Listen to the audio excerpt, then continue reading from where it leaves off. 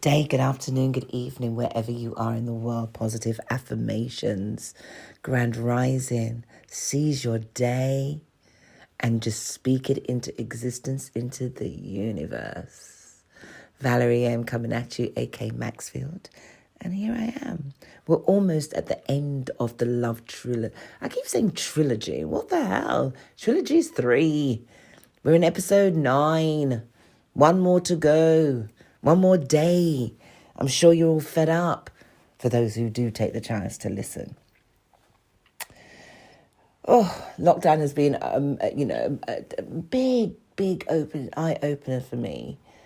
And I'm laughing because this episode, the penultimate episode, is actually revisiting the past. Yeah, revisiting past love. Do you ever get a chance where just something may trigger and you think of that person that really made you happy, that really, really, really, really did make you happy, and somehow you messed up? You let go, you let yourself go, or they messed up, and somehow you didn't work it out. Years down the line, you look back and you think, wow, that was one of the best loves I ever had. I really did. And have you ever thought of wonder what they're doing? And you try to take a sneak look of what they're up to. And lo and behold, they're getting on with life. And they've got a new partner. They've got married. And it's like, oh boy. Oh, wow. And do you ever get that little creep of jealousy or nostalgia, melancholy, or you feel like damn crap because, boy, the relationship you're in is crap, or you're single, or you could just do with that particular type of relationship that you had then? Now, there's 2 things I can say about this. The fact is, if it was supposed to work, you would still be with them, so let it go. Or the second one is that whatever the circumstance that happened between you and them, do you think you can rekindle it? Do you think that all that love that you've suppressed for them, can you just love them from a distance? Knowing that you can't go back there, but you can love them from a distance. Because I know there's people that no matter how much they've ended a relationship, they keep revisiting. They'll go to someone and then come back. They'll go to someone and come back. Look at all those serial people that get married, they divorce, then they go with someone else, and then they go back to the person that they divorced from. That's a proper serialist. Do you know what I mean? That's crackers. Let me think. Have I ever gone back to anybody? No, not that I can recall. I have had where it could be that he wants to get back with me and I'm like, nah. Do I actually, it's like, it feels like it's friends with benefits and I don't need benefits. Have you seen me? Hell no. I don't need that. I can clearly get my own. But even if I felt that way, it still feels nice that that person thinks of you in that way, to say, he likes me. Yeah. That little buzz, that little feel-good factor.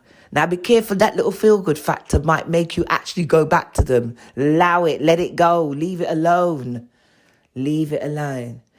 But if it was a case that it was something that could have been easily dealt with, and depending on the time difference, the time that has been elapsed since you both, fell apart, I don't say you shouldn't give it a go. I think you should. There's nothing wrong with that. There's nothing wrong with that. It's still having to be mindful of your actual emotions. Our emotions can play the most wickedest things on us. It's staring us in the face. It's no good for you. It's no good for you. But what do? You still decide you're going to tap it. You're still going to touch it. You're still going to press the destruct button because you knew it wasn't going to be right. But you had to because you wanted to tell yourself you can prove things differently. Nah. Guilty as charged. As you can tell with all my shows, I have my hands up. Guilty as charged. God, I really know how to put myself down, don't I? Well, I'm not putting myself down. If I hadn't gone through those experiences, I couldn't be standing in my truth and telling you, allow it, leave it alone.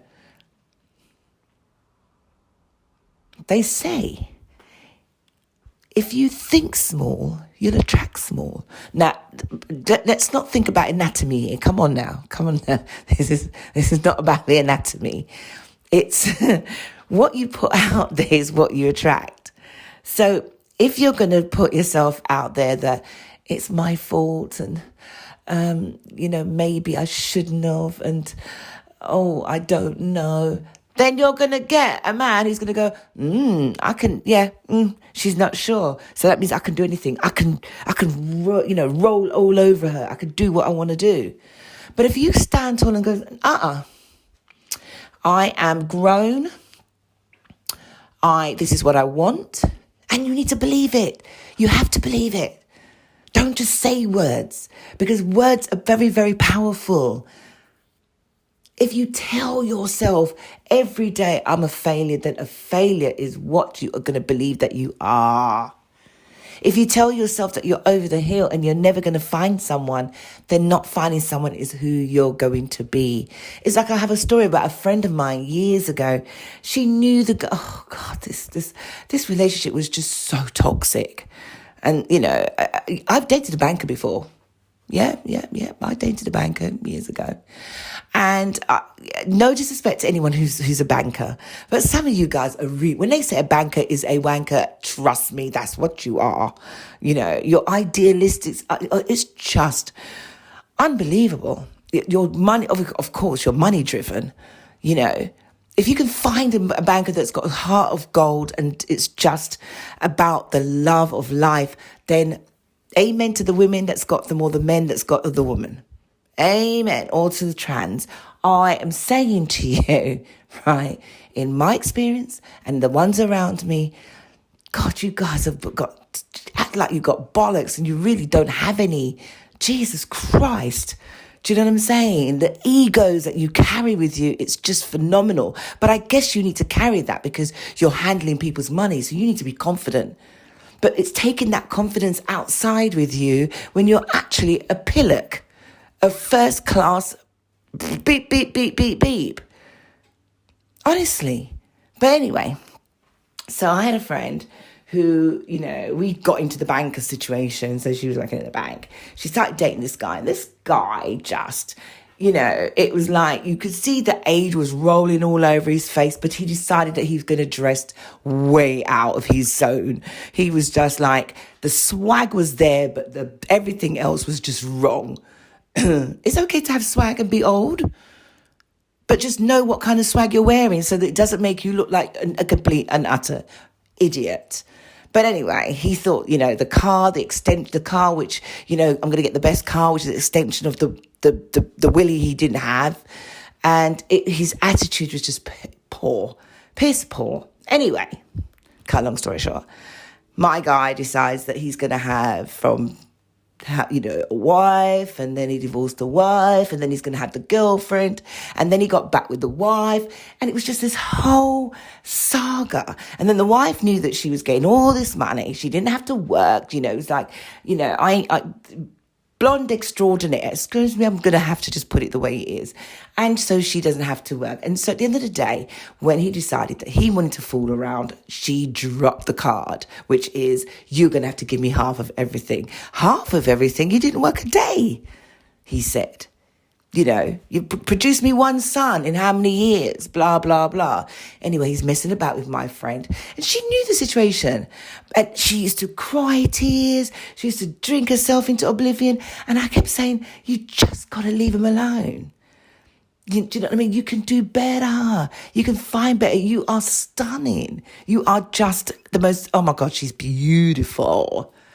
This girl has just, law degree. She travels. She used to be an air stewardess, beautiful Nubian woman. Anyway, she couldn't let him go because her heart wanted what her heart wanted. Do you know what I mean? That's what her heart wanted. And there was nothing she could do about it. And even no matter what I said, even though I could see it for the cold light of day, but one thing she kept saying to herself is, I'm going to let him go, she said. I'm going to let him go. And plus I want children. I want children. And then she convinced herself she couldn't have children. And I'm getting to 35 and I need to have a child. And, they're telling her she can't have this child because she's getting older. Bull crap. In this day and age, women in their 50s are still having babies. Do you know what I'm saying to you? How is that possible? But hey, they're having babies. Lo and behold, I think she left him. She left him and she hadn't seen him for a while. And lo and behold, after a few months when the heart was done. See, this is how I started the show, right? Remember, when you start to miss a love that you had, and it's not good for you. It's not a rebound. This all tallies back to the show that I did before and the one before that. And it's like, okay, could I do this differently? Could I change differently? How do I approach him? Is he back with the wife? Is he going to get the divorce? What is it that I want from him? And what is it that he wants from me? Even though he treats me like a piece of poo. And would you believe it? They met up randomly, like, how you doing? Let's just catch up. He works in the bank down the road. She works somewhere else. And randomly they met up, had a good evening. As you do, you quaff, nice food, champagne, lobster, quaff. And, 2 months later, I get the phone call. Oh my God! Like, whoa, calm down. What's going on, girl? Oh my God! Okay, I get it. You're screaming. Come on now. What's going on? She pregnant. Damn, like the cold light of day, my girl is pregnant. Yeah? Be careful what you wish for. Be careful what you wish for. Yeah.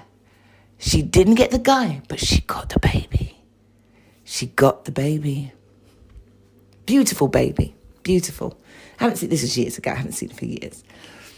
But I'm just giving you the story of, that whole revisiting, unacquainted love.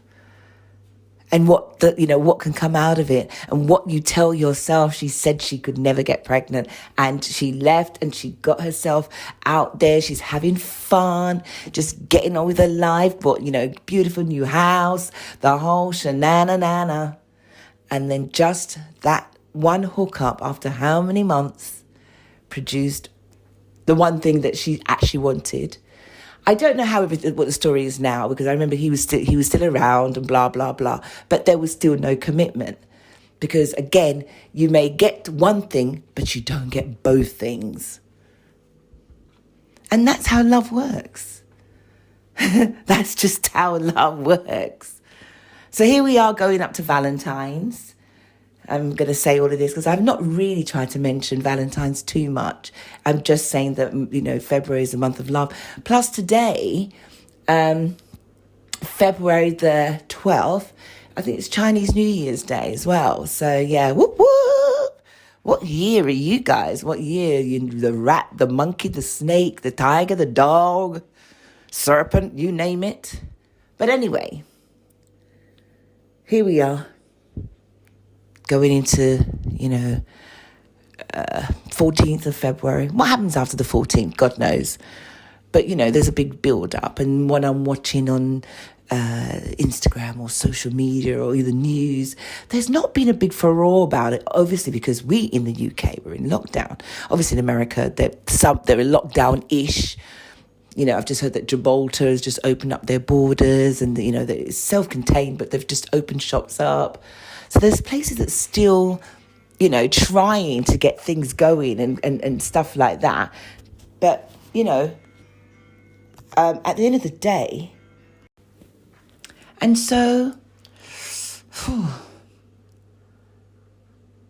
let's continue to find a way to find love. You know, lockdown has us where, man, people are exercising, we're running up and down, it's crazy. But because it's Valentine's and some people are saying, oh, it's pagan and I don't believe in it, but it's going to be a difficult Valentine's. It's one that no one has ever experienced. No one's ever experienced what we're going through right now. You know, let's not even remember about the bubonic plague back in how many centuries ago. We are here now, alive, and we've never experienced this. I'll say it again. 25-year marriages gone down the drain. 25-year marriages where people have just lived together and died. You know, families are breaking up because they cannot cope under the pressure, because we've lived in a melting pot for so long that we've had places that we could run to. We could run to other people. We're looking for escapism. We look for excuses, anything. But now that COVID came around, we had to face the stark reality of what is going on in our actual lives. We've cried tears that we've never thought we had. Tears of sadness, tears of joy, tears of laughter, tears of pain. People have found a way to love themselves in such a way that they didn't realize that sitting on the couch all day would cause them to have mental health issues, not be able to move. Pains manifest itself through the body. People decide that I want change now, not even wondering about the people that are around them that they want change from. Crazy. And there's the others who don't know, who needs love. They need to be held. They need the touch. They need that smell, and they're not getting it, and it's affecting every morsel and fibre of their body. So Valentine's is only a day that's going to highlight all those quirks, all those pains. But there are those who have found love or rekindled love through this pandemic. They've held on together. They've found a resolve. They've, as I said, added date nights, and their children has rekindled their love. As strained as things are, they've found a way to have each other. Don't let the word love become an empty word. Don't let the word love deter you from being the best who you can be. Don't let love be just thrown out the window because it's the 14th of February and that's what it's all about. Let love be something that keeps going, that keeps us going, that keeps us, shining. Even when we're laying people to rest, saying goodbye, let them, let's feel that love for them, regardless how painful it is. And I'm only again speaking from experience.